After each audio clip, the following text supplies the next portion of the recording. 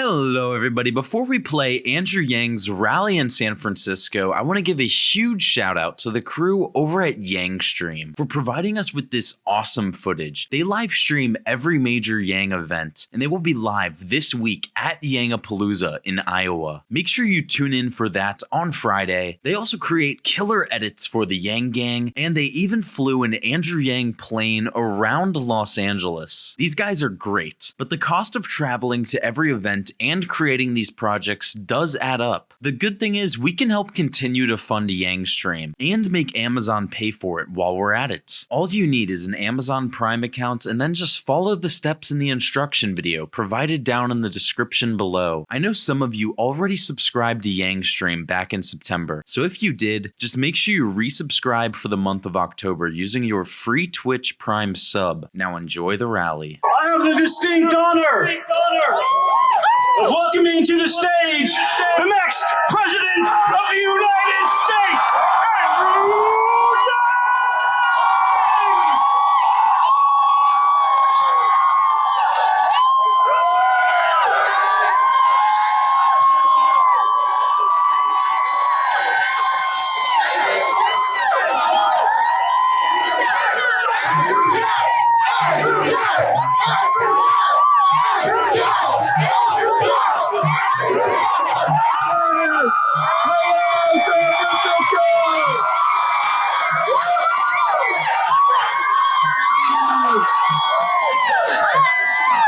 You all are incredible! How beautiful is this group today? As far as the eye can see, you don't look like the internet to me. You know what you look like? You look like human fucking beings!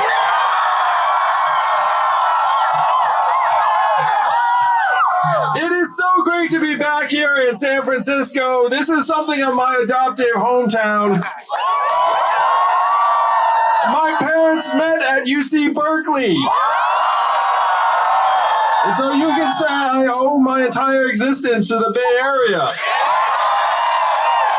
They met at Berkeley, and my brother is named after the Lawrence Observatory. So we used to joke that my parents must have had a good time at that observatory. My parents wanted to stay here because who wouldn't, honestly? Can you imagine immigrating from Asia, landing in the Bay Area in Berkeley? Of course you'd want to stay.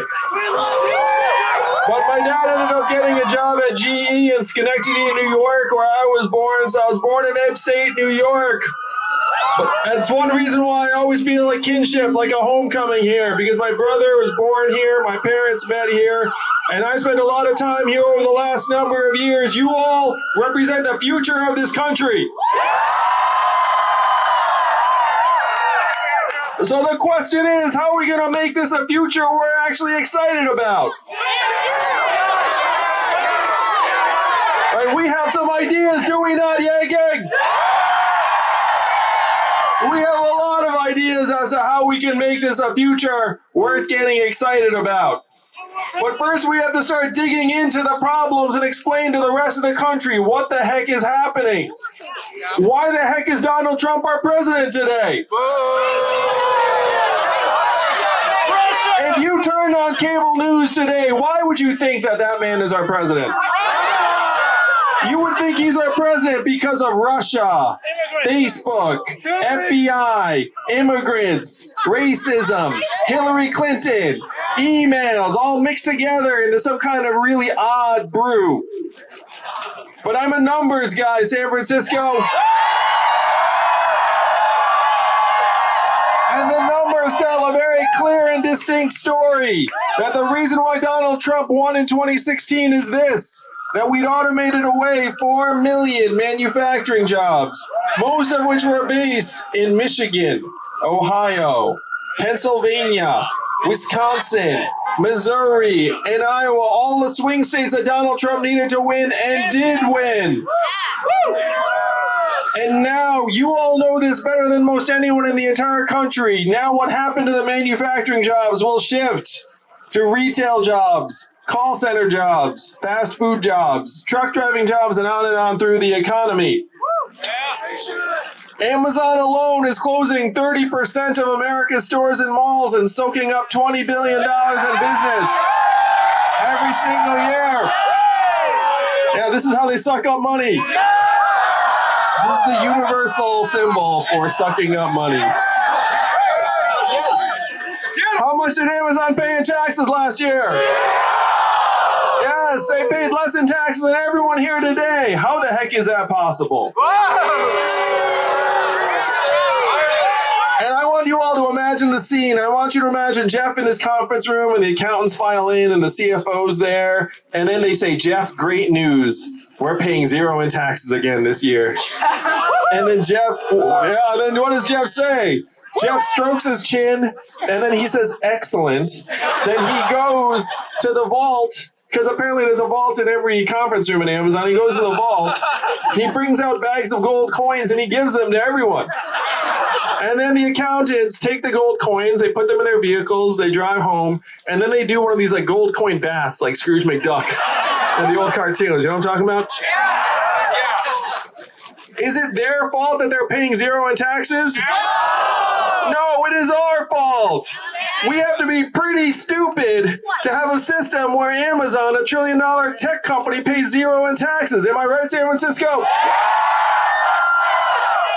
And it's not just Amazon, it's Netflix, it's Google, it's Facebook, it's all of the big tech companies that are frankly too smart for our government. They are too smart to get stuck with a tax bill.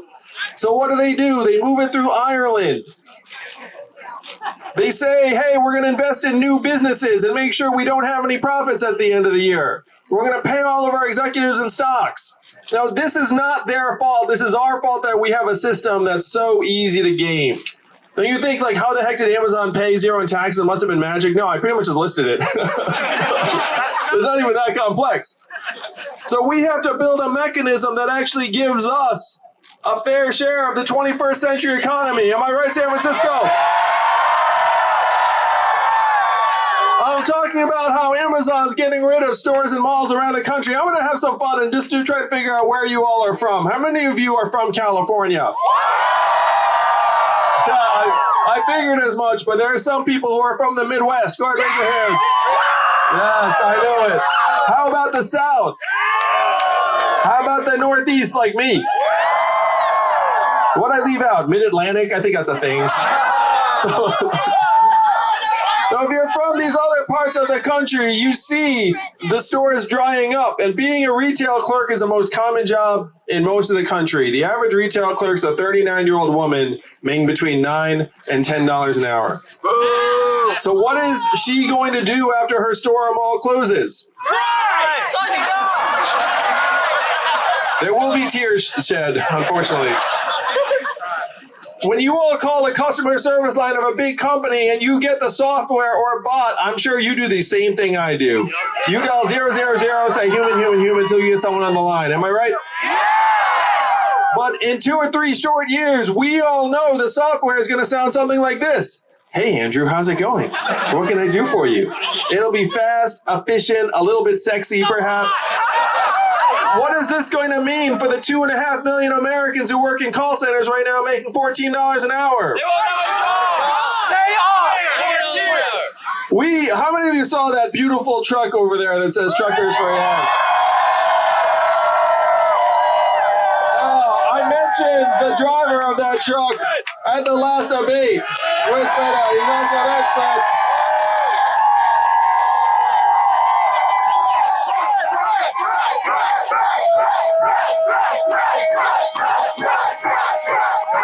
You're the man, Andrew! No one can stop him! He's the greatest human being of all time!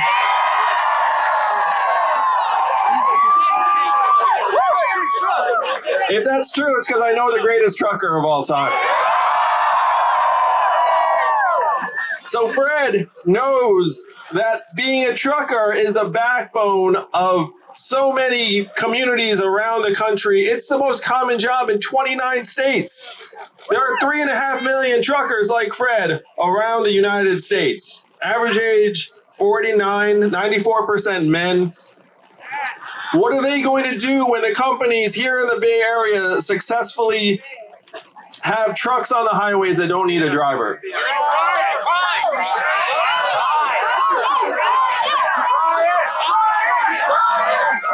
Oh, yeah, that's exactly what we have to prevent from happening, San Francisco. That's right. And I want to go through it a little bit because I know you understand these issues. The reason why we are trying so hard to automate truck driving is primarily the money. We all know that's what makes America tick. $168 billion a year in potential cost savings if they can automate away Fred and the 3.5 million truckers around the country.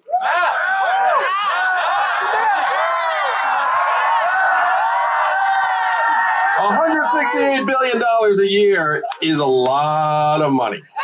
That's enough where you can make all sorts of things happen, including hiring hundreds of the smartest engineers in the country to work on solving this problem. And the folks who are in the know tell me that they are 98% of the way there right now. Now, that sounds very high, but you can't have semi-trucks smashing into things 2% of the time. That's problematic. But the robot trucks are on the highways right now in Arizona, and UPS just invested. We're looking at 5 to 10 years before they start hitting the highways in earnest. And only 13% of the truckers, like Fred, are in unions. 87% are like Fred, where they run their own businesses. Many of them took out tens of thousands, even hundreds of thousands of dollars in loans to lease trucks. So imagine having your life savings tied up in, let's call it 4 trucks, and then you start seeing robot trucks hit the highways. And the robot trucks never need to stop. You need to stop after 14 hours to get out and go to sleep and have a meal. And that's not even your choice. I mean, thank goodness that you have to get out after 14 hours because you don't want a trucker like on the road, like, 24/7. But the trucks actually will seize up and stop the driver from driving past the 14-hour mark. And so when they see the robot trucks, they never need to stop. It's going to seem like the end of an era. What brought Donald Trump into office is actually accelerating, picking up steam right now. We are in the midst of the greatest transformation in the history of our country, what experts are calling the fourth industrial revolution. And when is the last time you heard a politician say the words fourth industrial revolution, San Francisco? Just now, that's right. And I am barely a politician. You are right!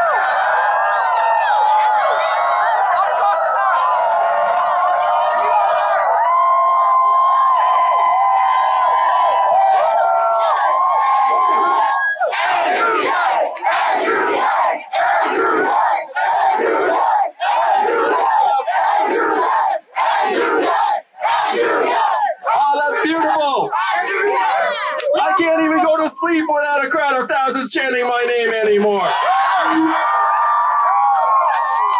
have to say, one reason why it feels like such a homecoming when I come back here is our first big raucous rally of thousands was right here in San Francisco.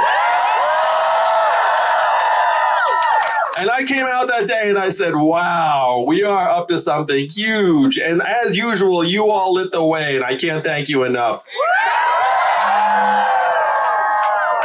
So I am barely a politician. I'm getting the hang of it, though. I'm a fast learner. I still haven't really gotten the lying part down pat. My wife and I laugh about me becoming a politician. She's like, you would be the shittiest politician of all time. Because you have the worst poker face. Like when you're lying, it like pains you so like obviously. And one of the reasons I know that is when I proposed to Evelyn, I had the ring on the trip, and I was like, I'd make the shittiest secret agent of all time because I had this thing, and it felt like it was like burning a hole in my pocket. And I was like, anyway. My first move was not to run for president. My first move was to go to our leaders in Washington, D.C. and say, hey, we are scapegoating immigrants for problems that immigrants have nothing to do with. What are we going to do to let our country know that this is not immigrants, this is technology and automation, and how can we help us all manage the fourth industrial revolution? And what do you think the folks in D.C. said to me when I asked, what are we going to do? Number one, we cannot talk about that. That was verbatim from some guy. Number two, we should study that. And number three, we must educate and retrain all Americans for the jobs of the future. only a Yang Gang rally would boo that shit. But you're totally right to boo it because it's total nonsense. And I know because I looked at the numbers, San Francisco.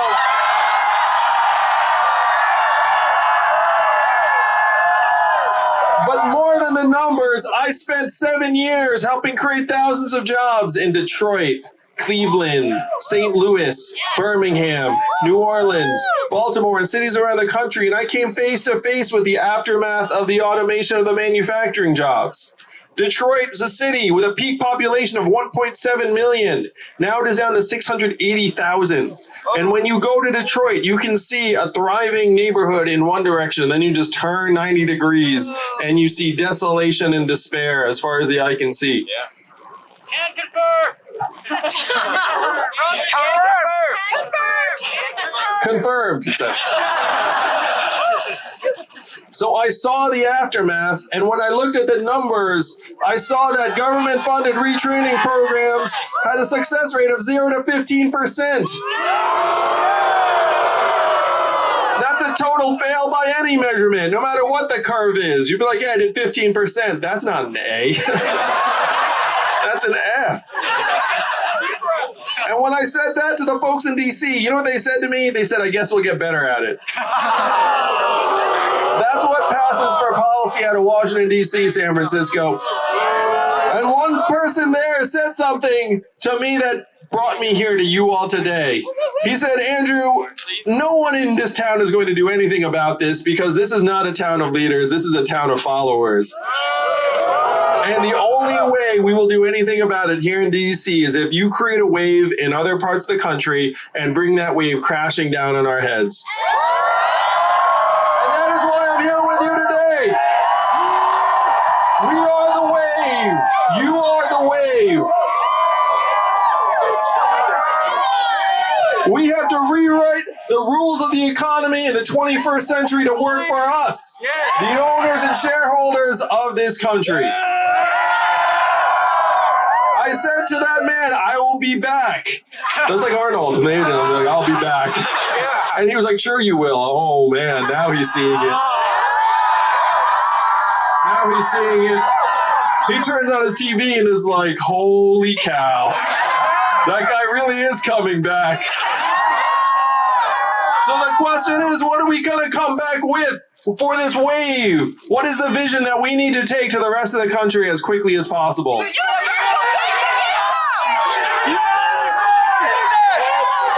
I appreciate the love, but the vision's not Andrew Yang, because that's not actually, you know, it's like there you go. The way most Americans found out about this campaign is what she just said. There's an Asian man running for president who wants to give everyone $1,000 a month. And the first time you heard that, you were like, that's a gimmick, that's a joke, that will never happen. But this is not Andrew Yang's idea. This is a deeply American idea in our DNA. Thomas Paine was for it at the founding of the country. He called it the citizen's dividend.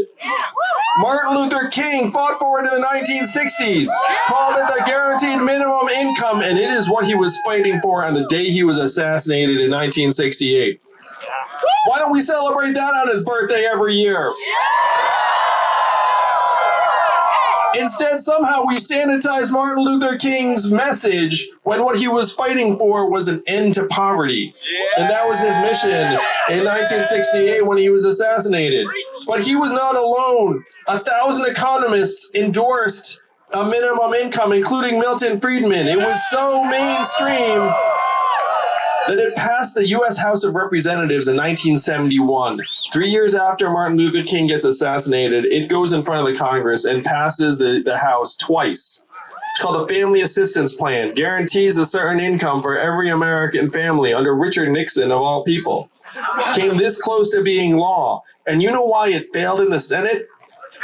Because Democrats at the time wanted a higher income threshold. And I talked to someone who worked in Democratic politics at that time, and he said, he's old now. He's like, you know, he's an older gentleman. And he said it was the biggest mistake we ever made. He said we should have just taken that deal, and then every American family would have had a guaranteed income floor from 1971 until today. Can you imagine how that would have changed the course of history? How that would have changed the lives of hundreds of millions of Americans from then to now? And then 11 years later, one state passed a dividend where now everyone in that state gets between $1,000 and $2,000 a year, no questions asked. And what state is that? And how does Alaska pay for it? And what is the oil of the 21st century, San Francisco? Technology, that's right. AI, marijuana. It's not AI and marijuana, though I do like me some marijuana. Not really on a personal consumption level, but just on a societal level. We need to legalize weed as quickly as possible.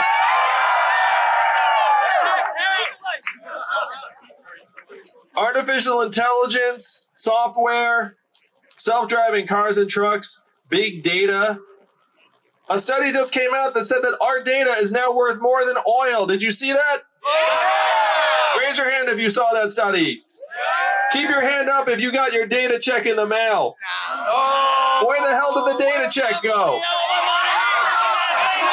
It went to Facebook, Amazon, Google, and the biggest tech companies that are profiting to the tune of billions of dollars off of our data. And I say that our data is our property, and it should be ours to share and gain from the profits. Am I right? And you all understand the set of issues more than just about anyone in the country. We made a trade with the tech companies and we said, hey, take it, it's yours. None of us actually read that crazy boilerplate. We just say, I agree, I agree. It's just like dialing 000. It's like, I agree, I agree. And then you hope for the best. And what happens is that the big tech companies now sell and resell and repackage our data over and over again. We're none the wiser. We don't know what's happening. We don't know how much money they're making off it. And then every once in a while, you see that Yahoo got breached or someone else got breached. And then what do we all think? Oh, do I have to change my password? That's what we all think, right? This is the way we interact with our data now. It's happening behind the scenes. But I talk to people on the inside, and sometimes our data is worth thousands of dollars per user, and we're seeing not a dime of it. And this is not just an economic injustice. This is actually something fundamental to humanity. There was a woman here in the Bay Area that told me that we're being deprived of our data dignity. Yeah.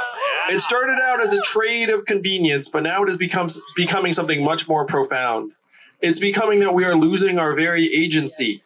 That we go and we interact with the world in a particular way, and then we're bombarded with messages from tech companies that in some ways know us better than our family members know us. You know, and then you think you're going down a particular direction, but you're getting like bombarded with all of these messages that are helping drive you in that direction. And over a massive population of millions of people, this controls the course of history. We have to take our data back for the future of humanity. And sometimes when I talk to people about this, I get some of the dumbest objections where they're like, hey, if the data is ours and the tech companies have to pay us all, how would they actually like administer that? Isn't that complex?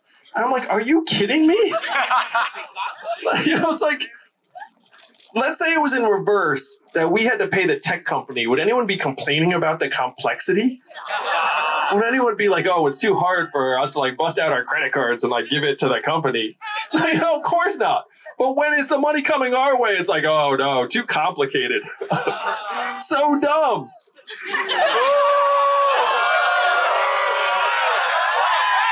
We are outgunned by these companies. We're just human beings living our lives, trying to hang out with our friends and our family. And then the tech companies are getting more and more powerful. And you know what you would need? You would need an effective government to balance the scales. But that is not what we have, San Francisco. We have this decades behind the curve government that does not understand technology in the least. And we know that from a few things. Number one, we got rid of the Office of Technology Assessment in 1995. I guess they figured we had invented everything by then. They were like, oh, it's 95. Nothing new is going to come out. Let's get rid of that. And you all saw the testimony when Mark Zuckerberg showed up to Congress. He got like the most dumb questions imaginable. You remember that? Yeah. Not this time, but the time before. They got a little bit better this new time. But it's not like these visits were surprises. It's not like he showed up and it was like, hey, and they were like, oh, I got to think of a smart question. Those questions were prepared weeks in advance by their staff. And they were asking stupid questions like, they're laughing because it's true. They were asking stupid questions like, how does Facebook make money? You remember that? Yeah. These are our lawmakers. They're decades behind the curve. I gotta say, a lot of them have never read an email in their lives. Oh, you know, he's nodding. It's true. It's true. I know this. I know teams. They're actually dedicated staffers that like read their emails to them. Do we want a government where people have never read an email? Oh, we need a government of 2019 and 2020 to solve the problems of today. Am I right, San Francisco? So this freedom dividend, it is not my idea. It is a deeply American idea. It has been with us from the beginning. In Alaska, they call this the oil check, and they love it. We're going to call this the tech check, and all of America's going to love it. Because in real life, after I'm president and we all have this dividend in our accounts, how will we spend the money in real life? Where will it go?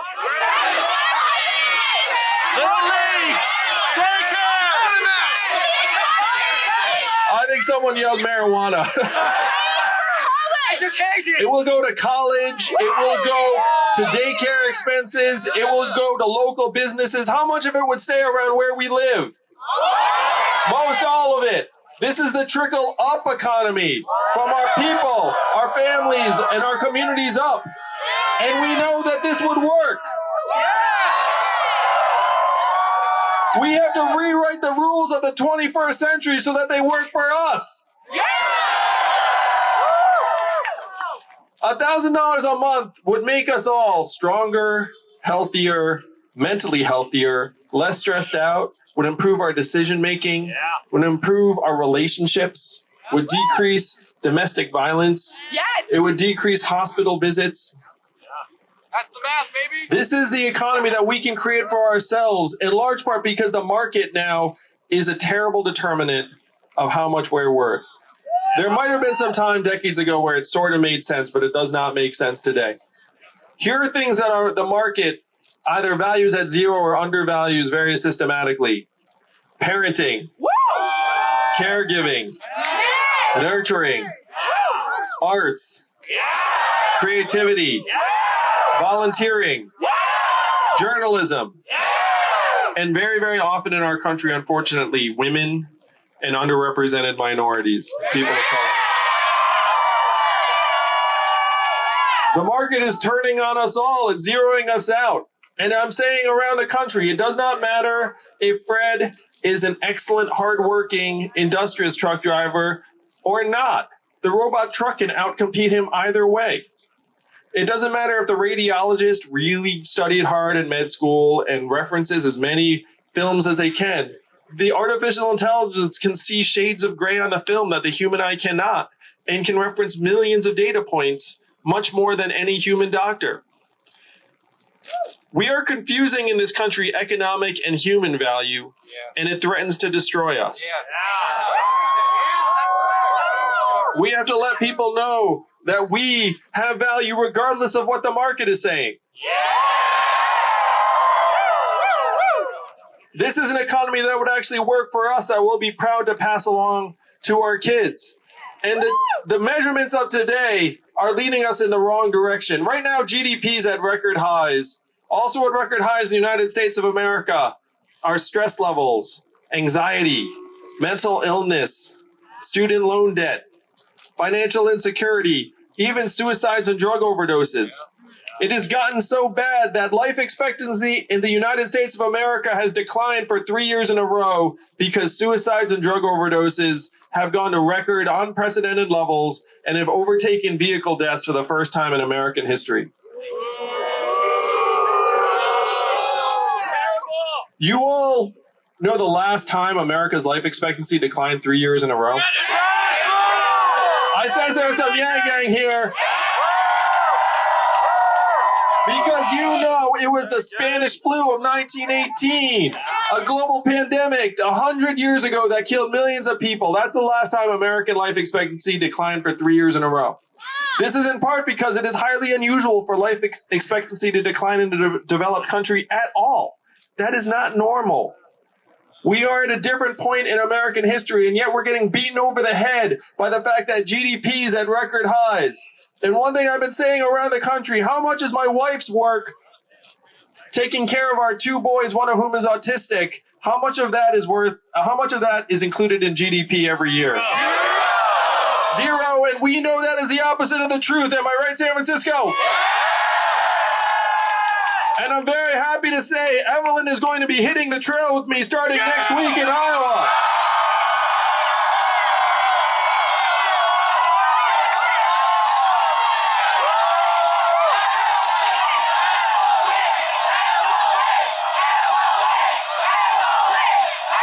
Hey, Evelyn, I hope you're hearing this at home.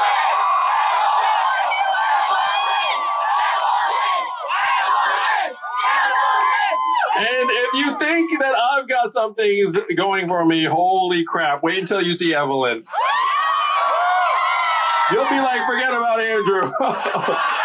On Evelyn, and it's true. She's a powerhouse. She's so badass. And when America meets her, they're going to find out just how lucky a man I am.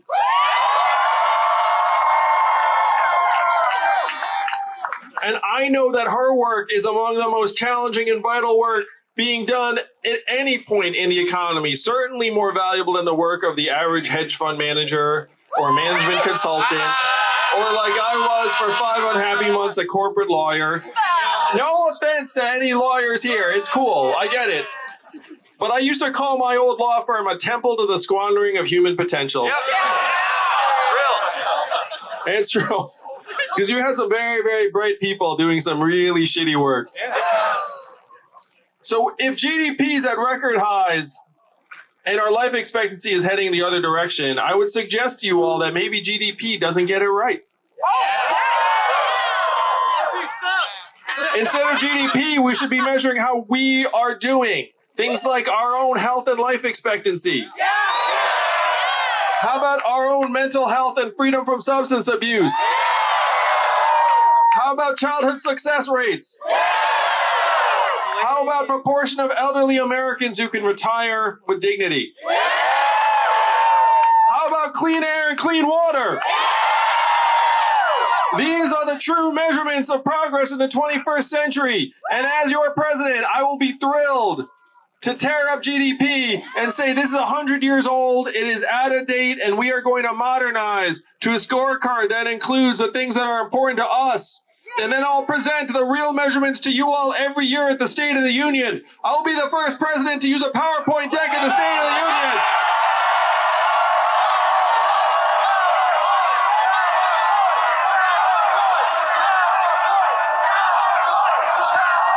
Break out the PowerPoint, chant Yang Yang.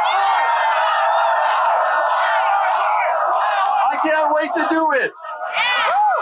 And we're going to have a contest to figure out which font I'm going to use.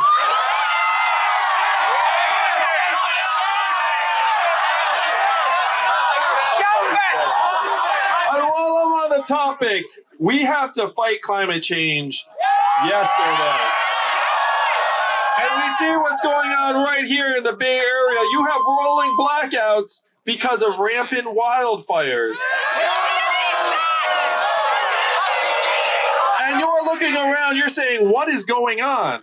I thought I lived in the United States of America, the most advanced country in the world, and we have rolling blackouts because of potential wildfires? And let's trace the steps. Why the heck are these wildfires happening?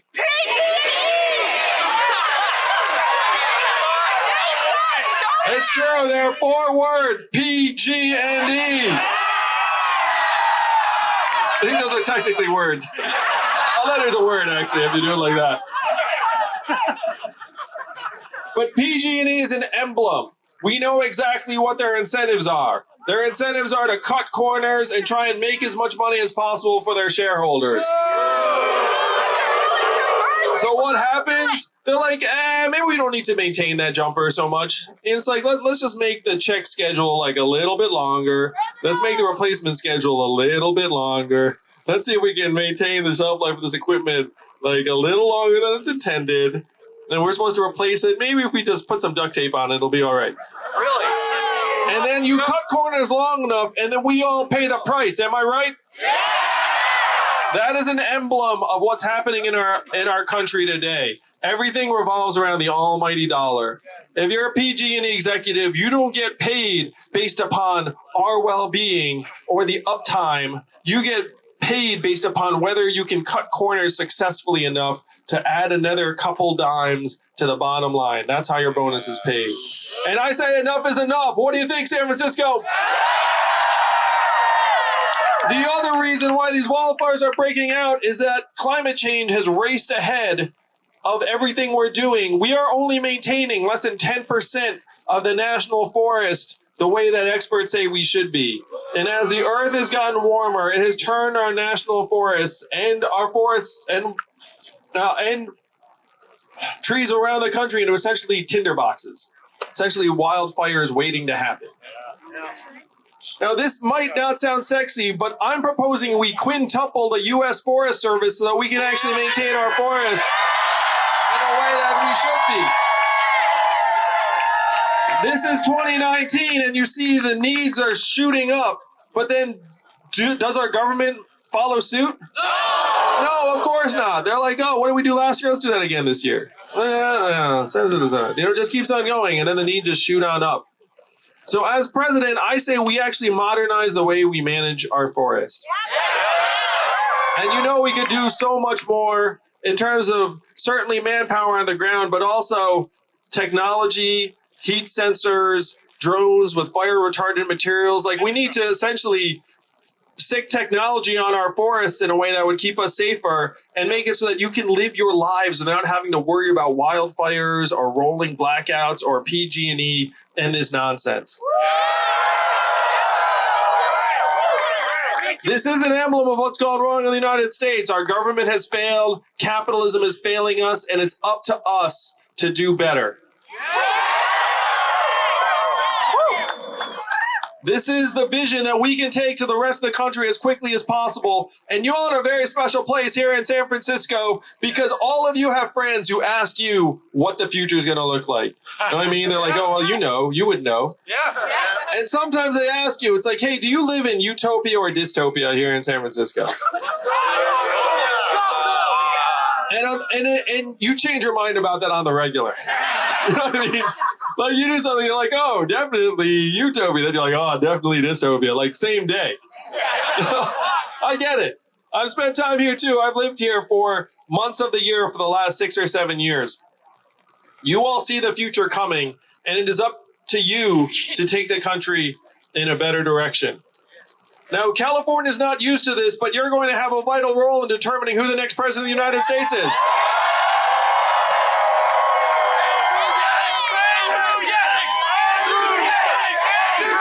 I think you're looking at him, San Francisco.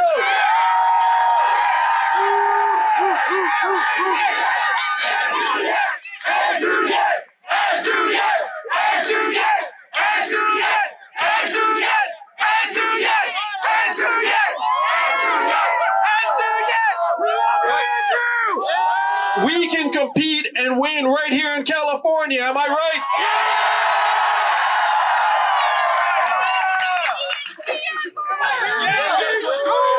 I get along with Kamala, but there was one poll that had me out-polling Kamala right here in California.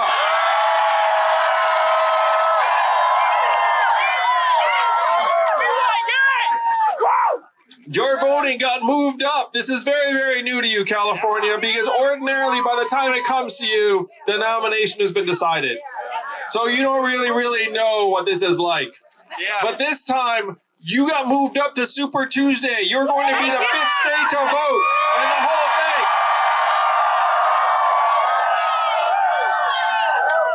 Let's go to the polls. And this race will not be decided by state number 5. I can virtually guarantee you that. You're going to make your voice heard. Now, if you're not that into politics, let's try to do this. This will be fun. What's the first state to vote? Iowa. Some of you were like, huh? Number 1 is Iowa. What's number 2? What's number 3? Nevada. I know, that's a tricky one. That'll get you every time. And what's number 4? And what's number 5? That's right. You're going to have your chance to make your voice heard. Early voting starts in California 1 month early. So you can actually vote the same time as Iowa. Are you guys going to vote in February for the Yang Gang? Now get your votes in early because those votes count just like anyone else's. And then you can bug your friends and say, hey, we've got a month to rack up the vote by the time March 3rd rolls around, Super Tuesday. Like, we could be up to hundreds of thousands of voters before the polls even open on March 3rd. What do you think?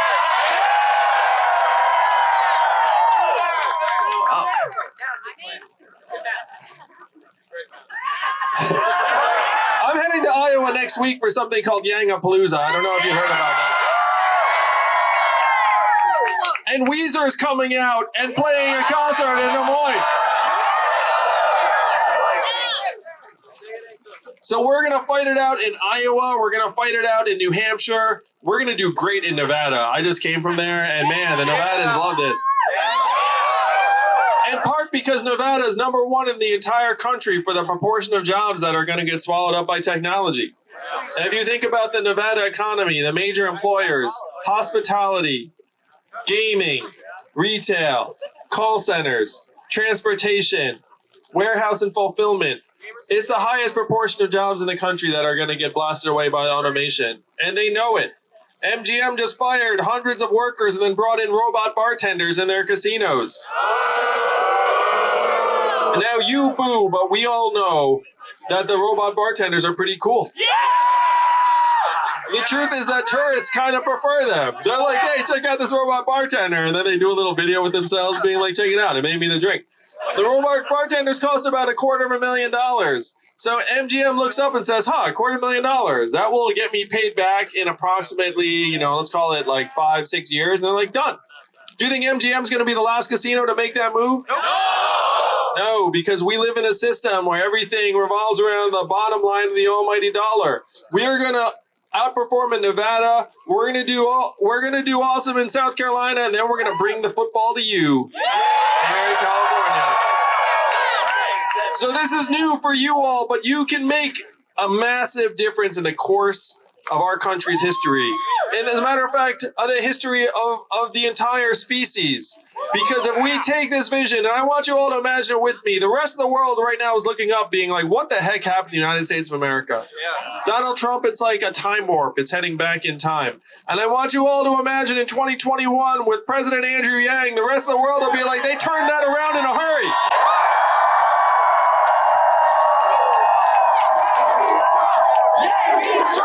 Yang beats Trump! Yang beats Trump! That's right, Andrew Yang beats Donald Trump! Yang beats Trump! Yang beats Trump! Yang beats Trump! If this is a game of rock, paper, scissors, Donald Trump is a pair of scissors and I am the fucking rock, San Francisco!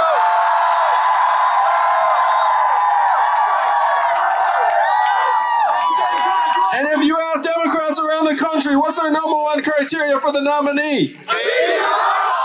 Beat Donald Trump, that's right. And if you look at the numbers, you see that I am peeling off thousands of disaffected Trump voters. Republicans, libertarians, independents, as well as Democrats and progressives. I can build a much broader coalition to beat Donald Trump in 2020.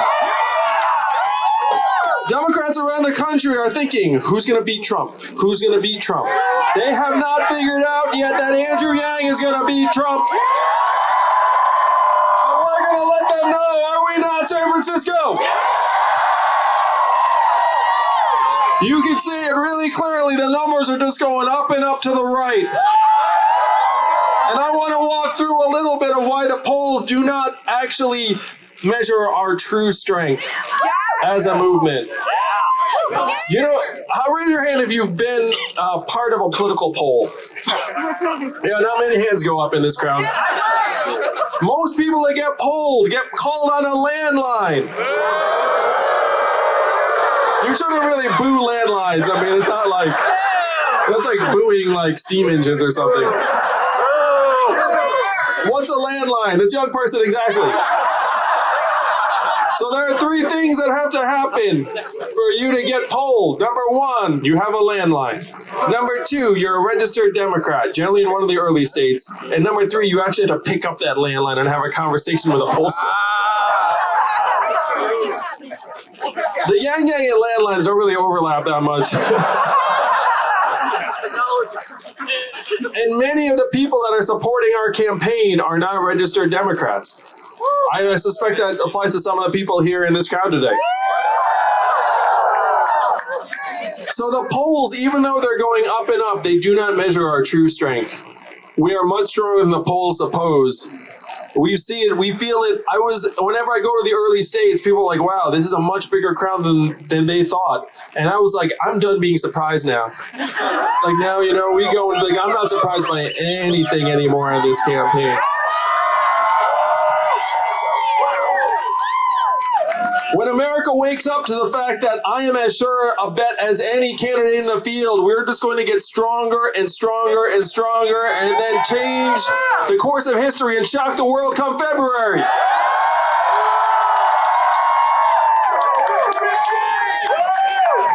Donald Trump's our president in part because he got some of the problems right. He said he was going to make America great again. And then what did Hillary Clinton say in response? America is already great. Y'all remember that? He sucks. And that was not the right answer. No. I know, I remember that. Yeah. I'm going to go down this road for a second. It's fun. Georgina shouted out. She said that the DNC backed Hillary, and it's true they did. There's a chance that Bernie Sanders could have been the nominee last time if the DNC had to kneecap the crap out of him. Like everyone here, I was thrilled to see Bernie Sanders so freaking strong and healthy at the last debate. Is running for president, you actually hang out with the other candidates in the green rooms and at the fish fry and at the union halls. So we actually have like a bit of like a social circle going. I actually get text messages from some of the other candidates every once in a while. And I text them too. You know, we what do they say? She yelled out, can I be your VP?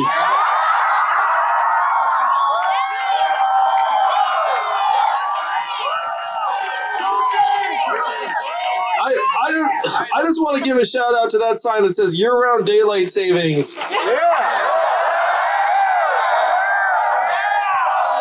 I think we should pick one time and stick to it. What do you think, San Francisco? The fact is, when we switch back and forth by even that hour, it actually kills Americans because you're actually a little screwed up, you drive worse, and then there's like a spike in accidents that day. How many of you knew that? Oh, yeah. And we feel it. That 1 hour screws us all up, am I right? Yeah! And I say at this point, we have to acknowledge we're not a freaking agricultural economy anymore. Just pick one time and stick to it. For the sake of our kids, please. So the DNC did stick it to Bernie. I am now pals with some of the other candidates. We do have really fun, informal conversations. They haven't gotten around to asking me to be my running mate just yet, but it's coming, am I right? But the DNC this time, they actually are trying to create as even a playing field as possible. It's one reason why, as long as we keep performing, we're going to make every single debate between now and when voting starts. Already made the November debate, and I am pumped up for it. And I'll say, too, I'm getting more and more comfortable up there. I hope you can feel it, Yang Yang. Well, that first time, I made a mistake of thinking it was actually a debate. were you thinking? And, what was I thinking indeed? But I'm a fast learner. And now I know exactly what I need to do up there, and I'm going to perform every single time.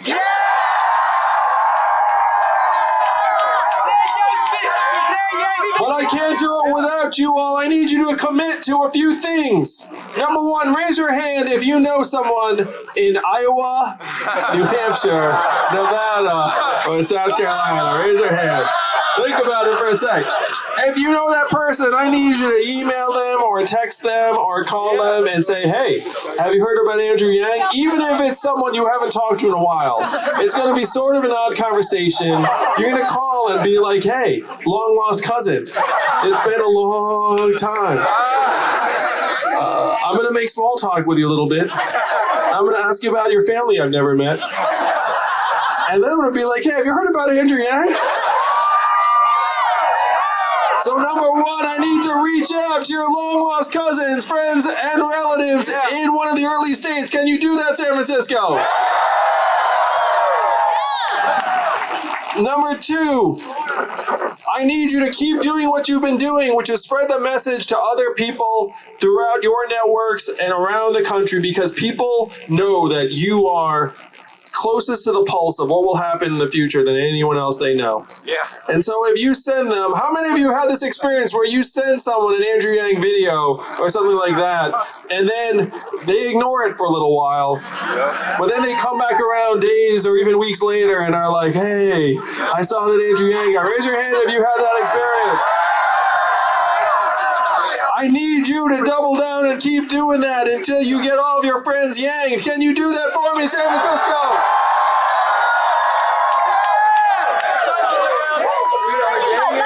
And the last thing I need you to do is to write people and let them know that here in California, you all are going to decide who the next president of the United States is.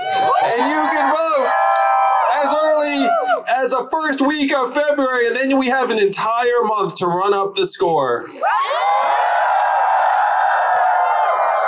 So I know you have friends here in California that are not used to participating in either the political process or presidential elections. I need you to let them know that what you do in February and March can change the course of history for our country, for our world. We can build an economy that works for us. We can do what should have been done decades ago on climate change. We can start measuring our mental health as a key element of our country's progress. We can redefine our economy so that it revolves around our health and our values. But this will not be possible without all of you. I need your help, San Francisco. Let's do it. Let's make history together. Donald Trump's our president in part because he got some of the problems right. The issue is that his solutions were the opposite of what we need. His solutions were, we're going to build a wall, we're going to turn the clock back, we're going to bring the old jobs back. The country needs us to show a new path. We have to turn the clock forward.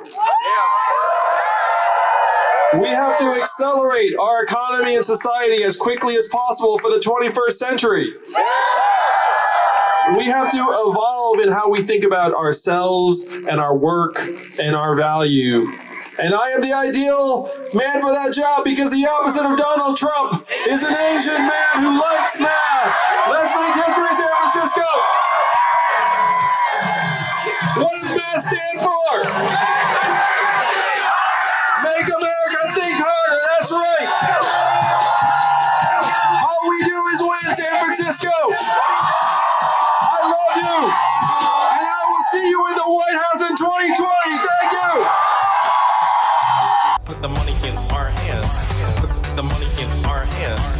Put the money in our hands. Can we afford it? Yes. Will it cause inflation? No.